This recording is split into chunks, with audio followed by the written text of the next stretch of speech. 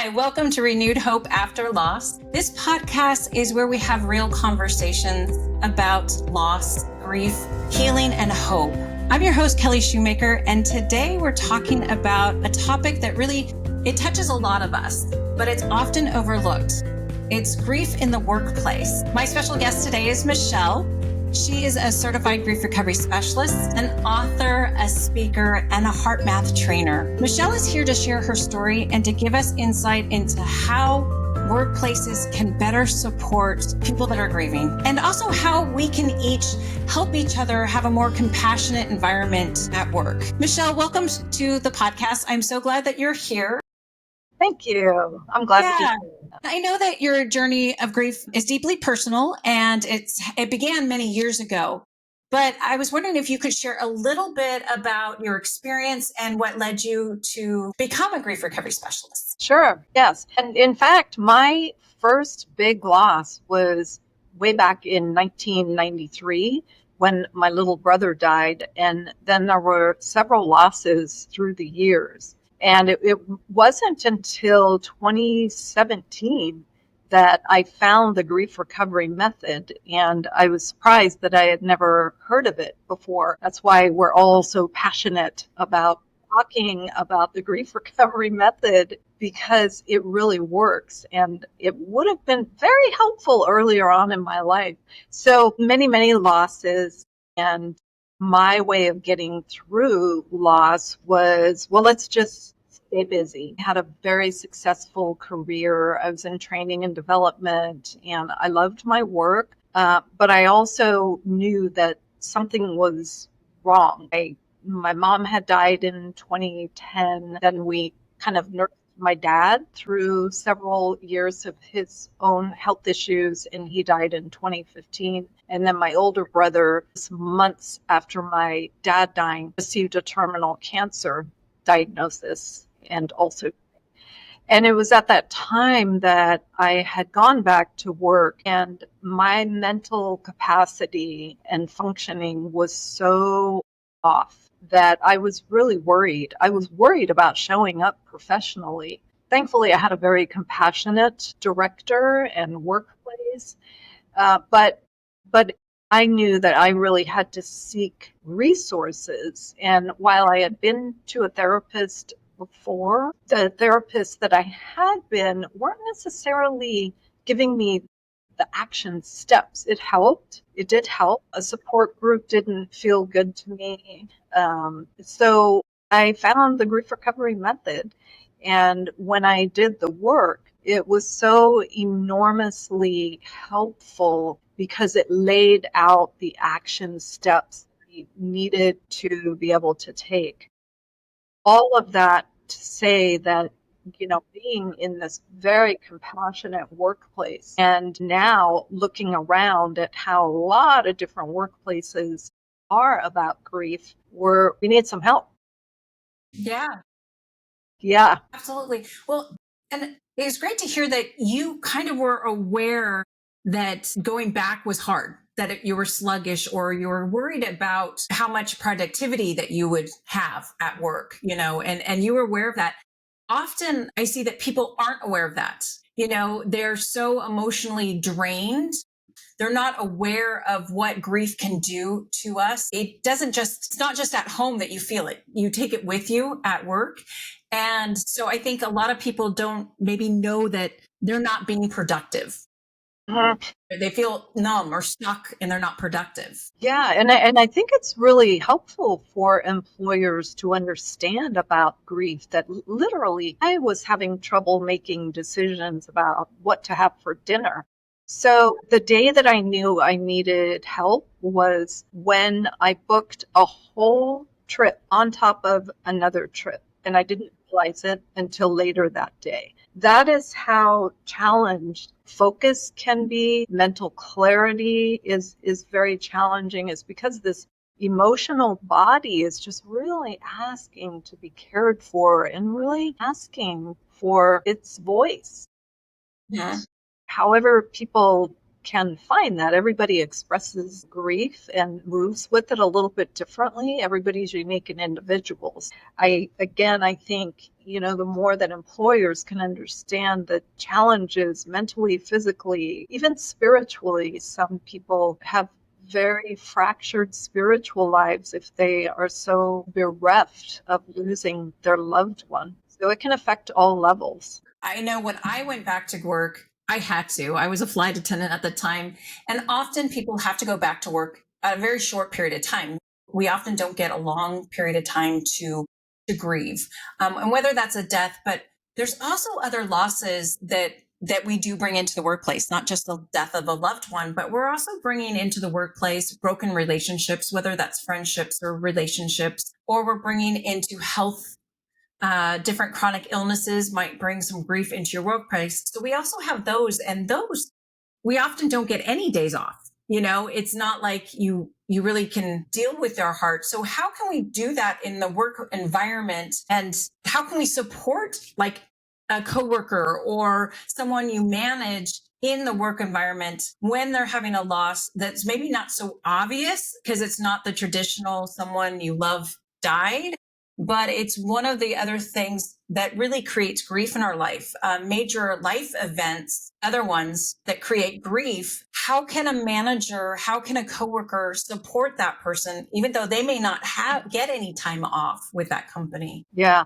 And I think so much of this, when I think about my experiences, because there were other kinds of loss as well, it really has to do with relationships and communication and knowing leaders, knowing their employees on that level that is different than just productivity, and also creating opportunities in the workplace for peers to really engage with each other in different ways. One of the great things in our workplace was supported. I feel so fortunate to have worked for an organization that really valued employees as the highest asset. So there were opportunities at lunchtime with the trainer. And, when we're doing our other things in life, getting stuff done, other conversation happens. The more that you can have just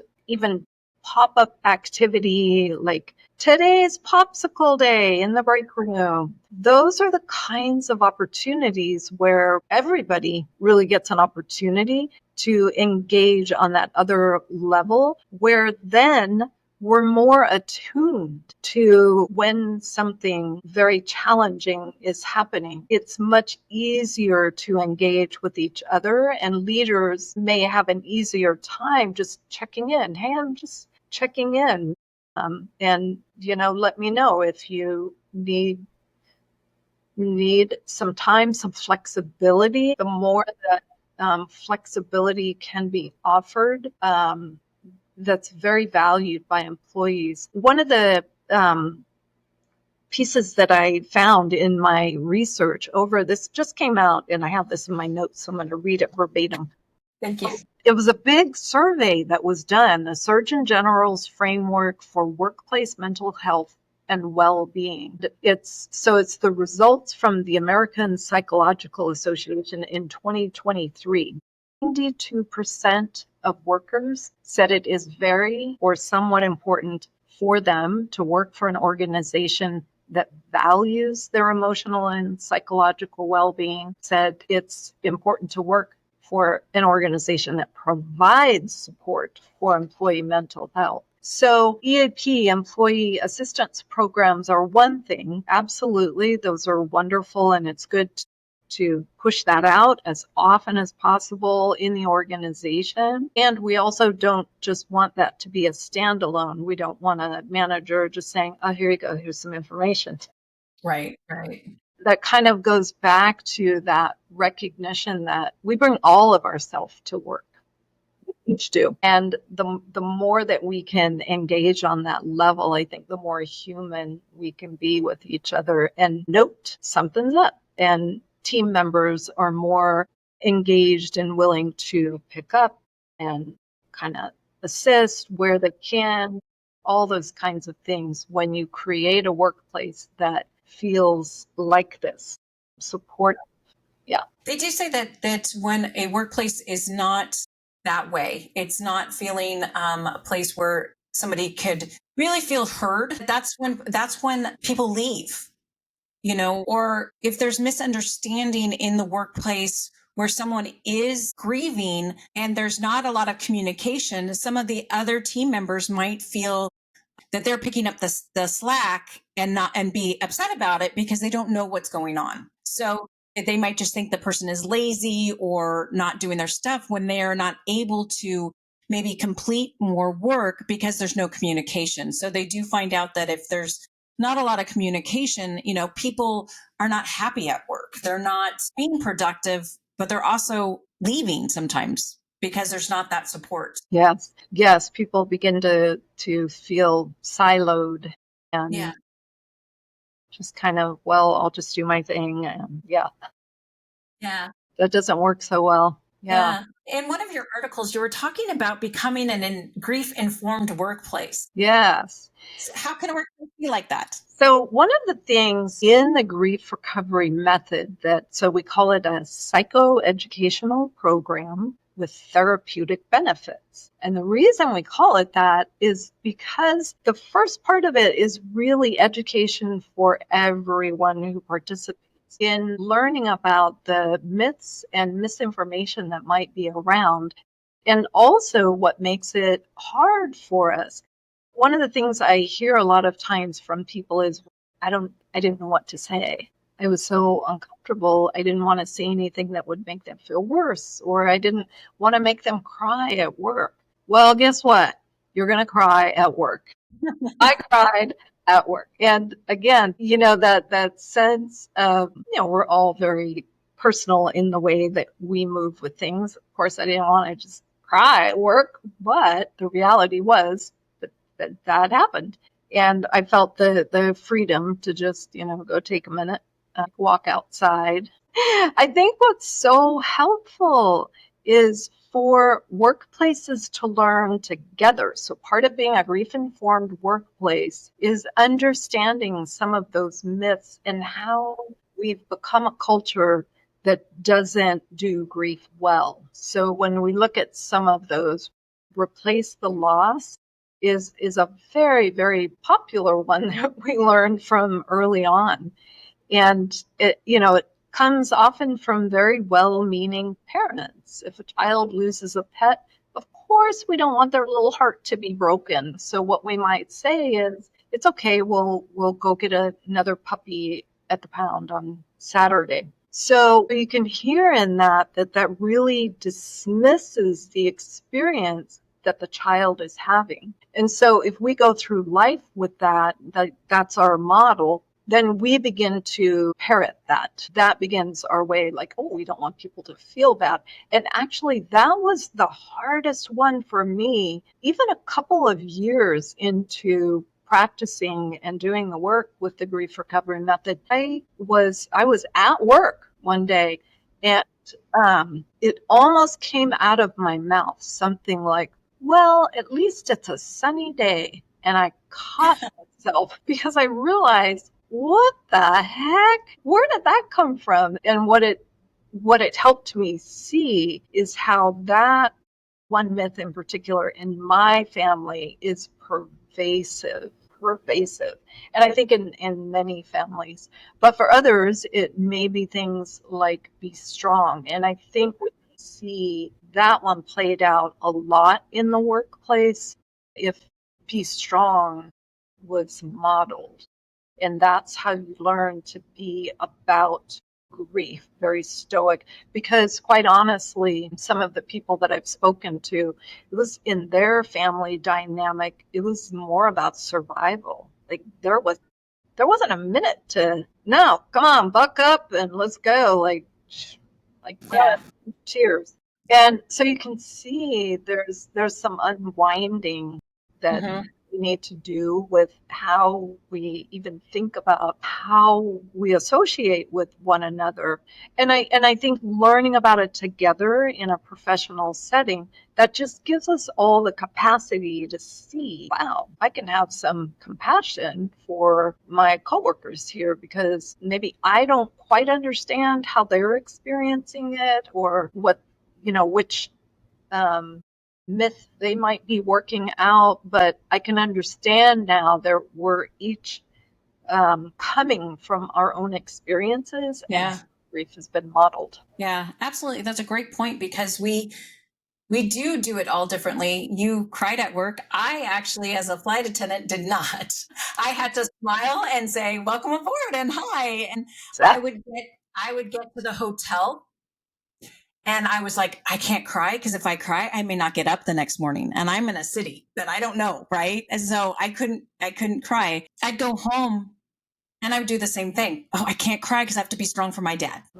And so, and different workplaces, it's harder. You may not have an ability to do that crying thing, but I think you're right. I think as HR or managers or leaders, we really need to help everybody have that conversation and be able to know, helpful things to say, helpful ways to grieve, and not to have those myths like just hold it in, be strong, don't cry, um, and all those things. I think for so long before I heard of the grief recovery method, and there's a lot of people out there that don't know about the grief recovery method still, they don't know that there are the way our society holds grief. It's a negative. It's a bad thing. You can have joy, you can have happy feelings, but you can't be sad. And so it's a bad thing. So put it away. Don't let anyone see it. Go to your room. Don't let people see you cry. Don't let people see you hurt. And our society is getting better at it, but still to the point where we don't often want people to see that side of us, or we must be weak. We're not dealing with it well. I'm going to hide it. yeah. And we need to be okay to share it. Yeah, and especially in a workplace, and especially if you're a supervisor or a manager. I read a really great article somewhere along the line about a manager that was, I believe she was doing some work or listening to Brene Brown when, Brene Brown speaks a lot about vulnerability, the strength of vulnerability. And this manager was very tied up about, oh my gosh, I can't let my people see me fall apart. But she was feeling all of this need to just share what was going on. And she decided that it was better for her health on all levels to just be vulnerable and just share what was going on. And it create, that kind of vulnerability of being human in our emotions, because we have that whole array of emotions and we all have them, whether you're the CEO or the supervisor or the front line. Yeah. So we're all human. Mm-hmm. And so being able to find ways that we can connect and be with those emotions, and finding support. Again, everybody being very different in our personalities. Some are very introverted, some are very extroverted in that way in the workplace. So just allowing for natural ways, and that's this idea of the grief informed workplace, is having opportunities for education to happen, which will likely bring conversation around. Yeah. Yeah. I do want to say too, though, we have to, as we're teaching this, as people are hearing this, we want to be careful who we share everything with. Yes. Because you don't want to, your heart's already broken, you're already hurting. You don't want to make something worse because you said it to the wrong person. When I was going through after the death of my mom, I was really young. I was in my 20s, and I said my emotions were on my sleeve all the time, because people would say, "How are you doing?" And I'm like, "Oh my gosh, I am doing so horrible," and this and that and that. And it was kind of like emotional throw up. And I have to admit that. And didn't realize that they asked me how I was doing, so I thought I would tell them the truth. Not everybody wants to hear everything. You've got to be careful what you're saying and who you're saying it to, especially if it's a boss. They're not going to necessarily want to tell their people underneath them, oh, well, I just don't like working who I'm working for. You can't talk about certain things with certain people. So, through the process and even the grief recovery method, I remember just, okay, you can still be honest with our feelings though. We can say, somebody asked me how I'm doing. You know what? It's a hard day. It's a challenging day. Yep. Or, you know what? Today's better than yesterday. So I can still be honest with how I'm doing. I don't have to do that verbal throw up all over people because they often don't want to hear it. A lot of people don't want to hear all that. That is a good point. And it's, just as you said, that sharing truth, honesty, it's a tough day versus blah. Exactly. Yes, that's true. Yes. Sometimes people get scared when people are going through something emotionally when they're grieving because they're scared. Like you said earlier, they don't know what to say, but sometimes it's also they don't know how to react to someone who's very emotional. So they don't know how to show up, how to be there. And if it's somebody that was like me when I was younger, that was all, how do you respond to that when they're very much emotional? So yeah, absolutely. Yeah. So, and grief in the workplace, I think for the owners of company, for the managers and all that, it's very important to be aware. It's not something that you can ignore. You don't want to ignore because it does absolutely affect the bottom line of a company. Companies, I don't think completely understand that. There's been studies that talk about, employees missing sick days, but when they come, they're not productive or there's big mistakes that are made. Or if they don't feel supported, they leave the job. And so there's a lot for companies to learn that, hey, this is a really good thing for the company to emotionally support, to have that, whether it's those programs or things available for their employees. Yeah. Yeah. And in fact, there's, on the, I believe, yes, evermore.org. They do a lot of data gathering from communities and organizations.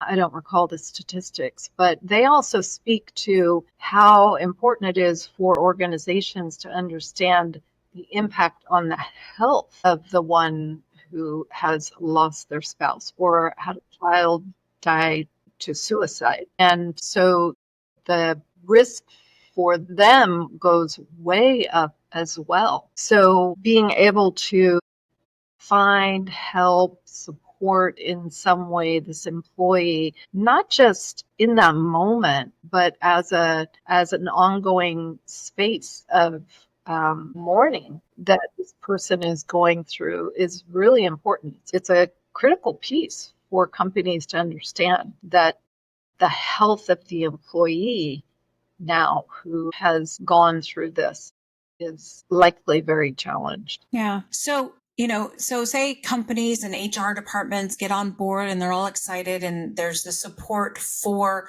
employees. I think one of the biggest challenges is having someone join a group or a one-on-one with somebody to get that help. Often when you're at that place, life is just hard. Sometimes it's like, oh, I don't want to add another thing to my schedule. And maybe that will be good for me, but I'll do it later is a lot of the things I hear. How do you encourage people, especially, how would a HR person say, or a manager encourage someone to get help? They don't need to just say, you know what, I'm going to read 50 books and I'm going to, intellectualize my grief and I'm going to solve this. How do people get help? How can you encourage someone that it's okay to seek help and to encourage them to do it you don't have to wait because you usually wait forever. Yeah, that's so not a black and white answer, is it? I know. Yeah.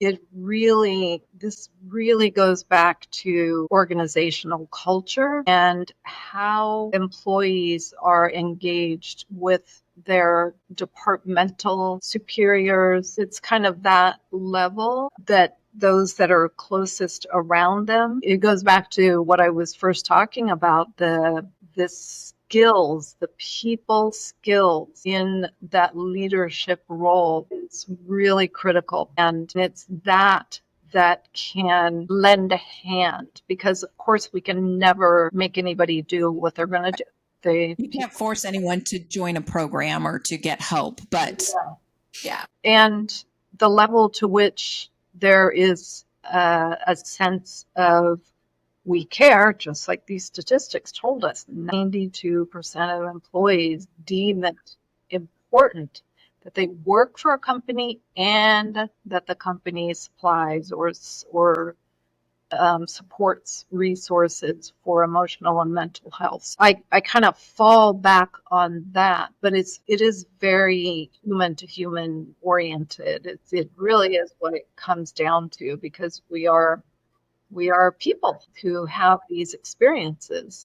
And to the degree that we have the comfort level to step in, because let's be honest, stepping into grief recovery is work, and it's scary. It can be scary. And we don't know people's individual trauma background that may have them engaging in the ways that they are, and may personally limit them from feeling safe. So I think that comes back again to the more that workplaces can have these varieties of educational opportunities for employees, different kinds of supportive activities at work, or that just let someone know, okay, this is a safe place. My psychological safety is important here. You work a lot with people that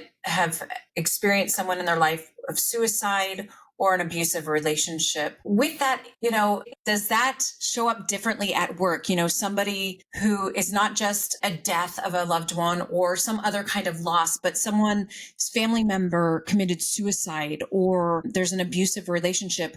That's such a sensitive topic coming back to work.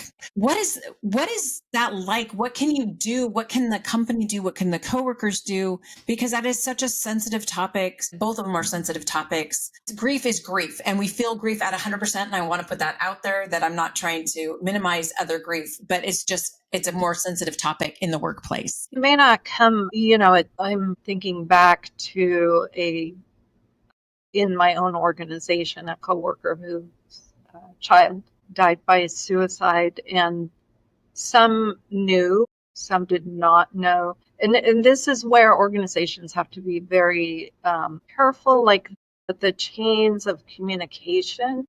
We want to have great care in just how information is transferred to whoever. So I think that has to do, that does have a little bit more to do with the policies within.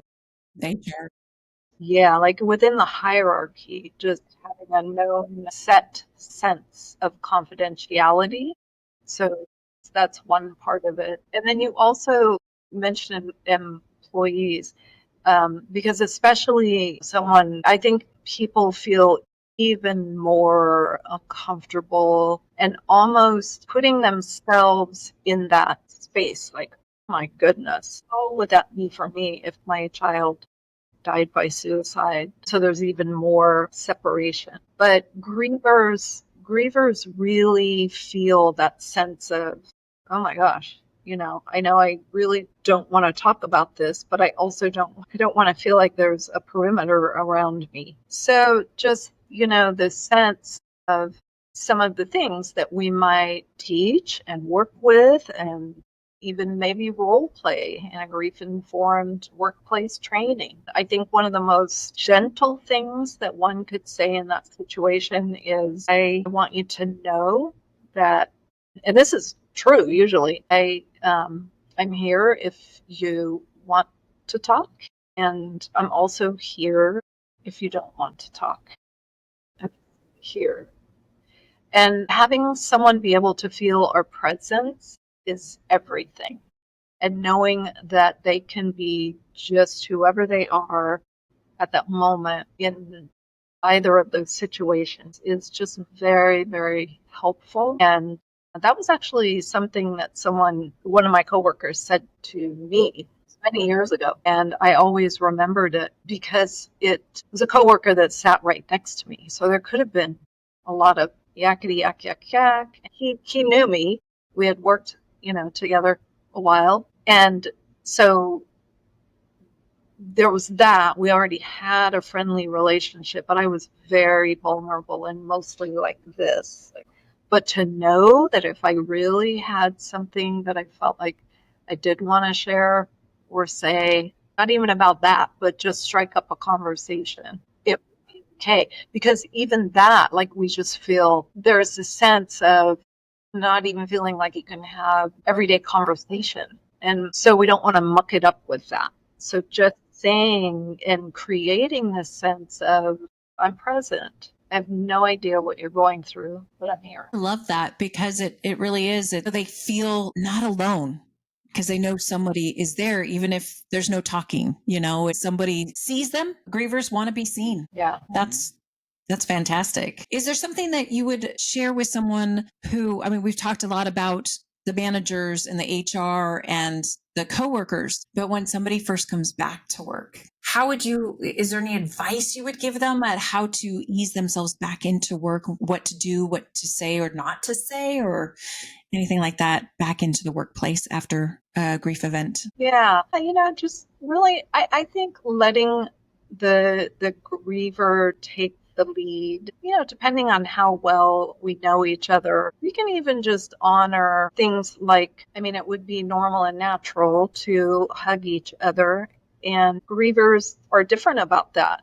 Sometimes the hug just opens the gate to a lot of tears, a lot of emotion, and they're coming to work to feel a little bit like, okay, this is a little bit of distraction, a little bit of routine. This feels good. I feel productive. Oh, there's so much going on. But, just gently, you can ask a hug, okay? Are you ready for hugs or would you like to be? Yeah, just really letting the griever, but in that way of what you were just talking about, not letting them feel like it is perimeter. Like nobody's talking to me at all. That's weird. I don't exist, because that sometimes is the feeling is you come back It and you're is. like, It nobody is. wants to talk to me. I don't exist here anymore. Yeah.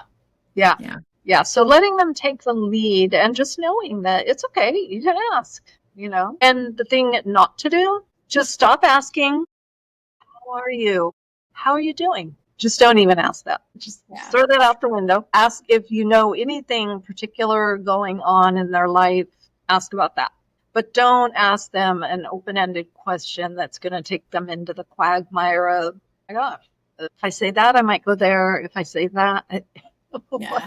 it's just deer in the headlights. Yeah, absolutely. And I think, you saying that made me think of kind of maybe it's a class that the office can do of helping people know what not to say. Because as we've learned, we teach this in the grief recovery method too. There's a lot of things out there and we call them intellectual comments, things that could be true. Sometimes they're not true. Sometimes they're not true, but things that could be true, but are not helpful at all and actually still hurt. And so when somebody comes back to work, you don't want to say, well, at least they're in a better place.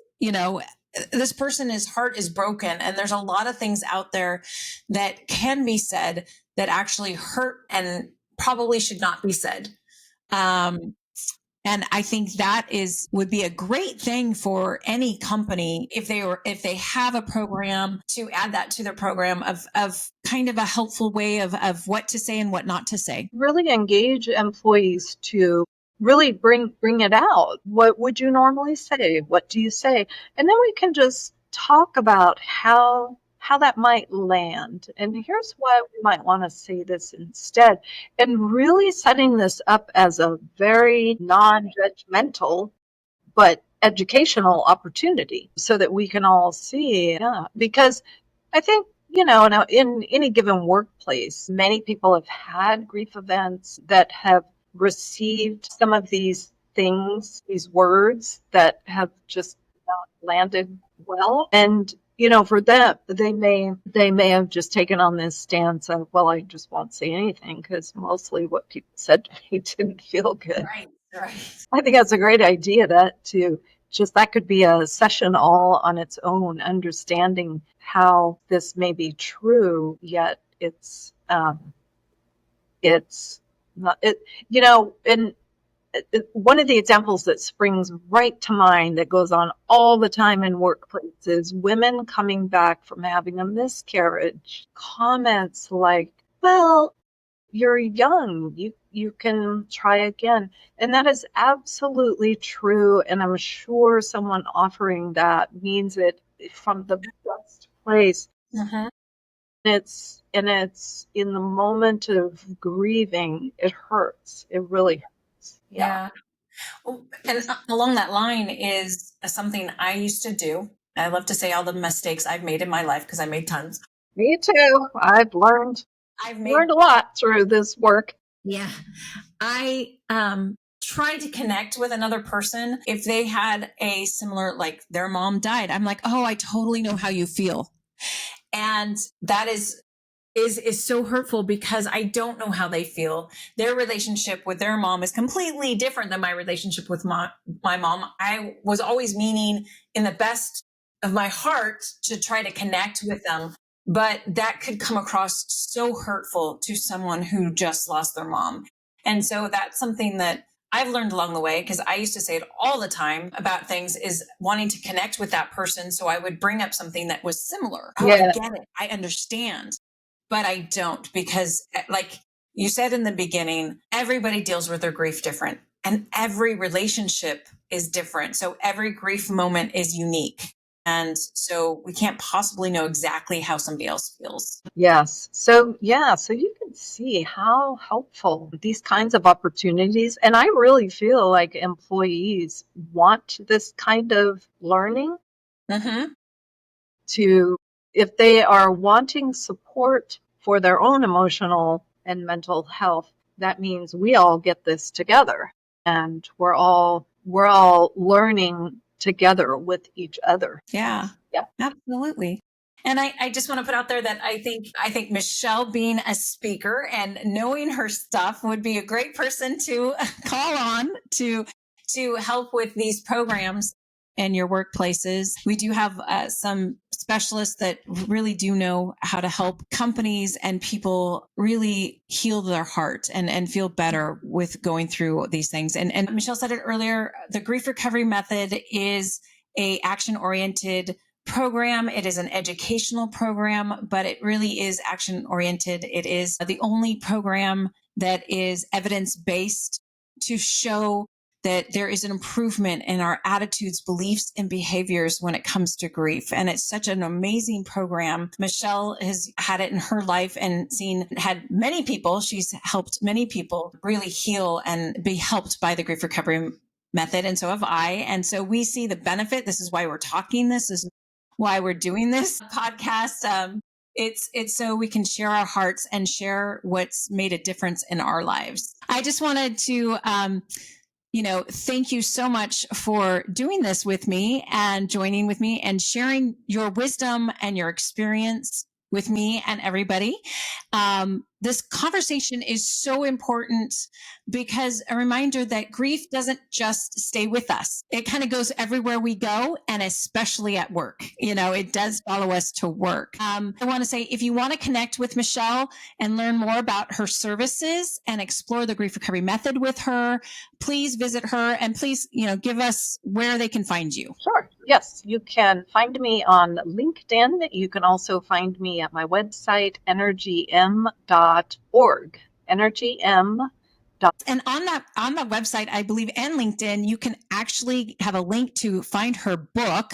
Her book is Growing Through Grief. So she is an author. So you can read that book, Growing Through Grief, and you can get that on her website as well. Oh, there it is. Yeah, please show it.